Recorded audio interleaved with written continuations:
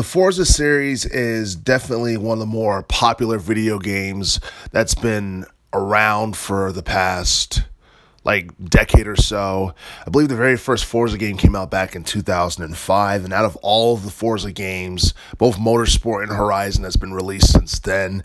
The most successful installment, at least commercially, came out back in 2018 when Forza Horizon 4 came out, and I believe that game sold somewhere in the ballpark of 10 million copies worldwide.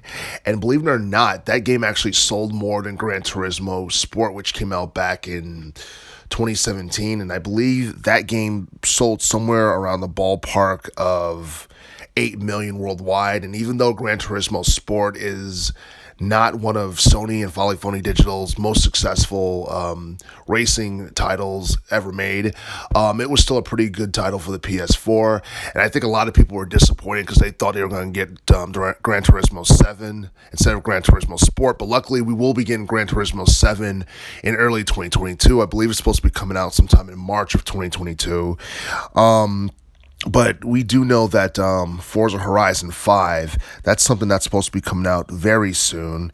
And honestly, there are a lot of people who are pretty much guessing whether or not Forza Horizon 5 will surpass Gran Turismo 7 in terms of sales. I really have no idea because people have been waiting for Gran Turismo 7 since since 2013 when Gran Turismo 6 came out. I think that was actually a pretty solid entry. It's not quite, I don't think it's quite as good as 3 and 4 in terms of commercial success, because Gran Turismo 3 and 4 from 2001 to 2004, those were the most successful entries within the entire series. And even though every other Gran Turismo game after Gran Turismo 4 really didn't sell quite as much as 3 and 4. The quality of the games have gotten better over time as technology gotten better.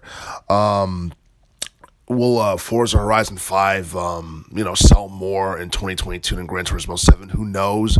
But, considering the fact that we're near the holiday season, once the game is released, it'll most likely get that unfair advantage over Gran Turismo 7 in terms of sales, because during the holiday season, people are going to be buying games. It should also be noted that the Xbox Series X, I don't think it's quite as expensive as the PS5, at least that's what I've seen, because I look online, I look at the prices for the PS5, and they can range anywhere between $800 to $1,000, depending on where you get it. And a lot of PS5s are normally out of stock by the time people go to places like Walmart and Best Buy. So, I mean, the fact that, PS5s are out of stock and all of that, it means that obviously the console is doing well in terms of sales, but a lot of people aren't going to get a chance to get their hands on it. And if they're going out of stock like every other month, then that's kind of a problem, because a lot of people are not going to get access to Forza Horizon 5 when they want to. And I think that frustration probably drive them to play something else or get something that's even more accessible, like a Xbox Series X, and getting Forza Horizon 5 for the Xbox Series X. As far as how successful this game is, obviously the proof is going to be in the pudding. We're going to have to see what people say about it in reviews and how people react to it once they purchase Forza Horizon 5. I think one of the main highlights of Forza Horizon 5 is the fact that the setting will be in a fictional open world environment resembling Mexico, and you got that season and weather system that's supposed to add more. Depth to the game itself. It's supposed to make the game feel more realistic.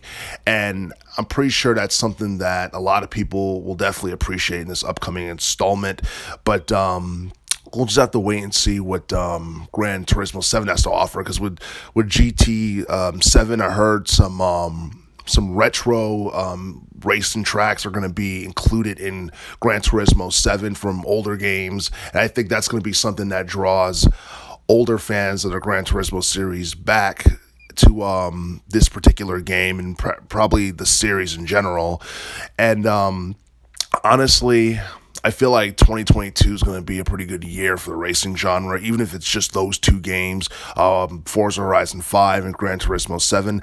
I think a lot of people are going to have a fun time with either game, and it's going to be interesting to see what their sales numbers look like next to each other before the end of 2022.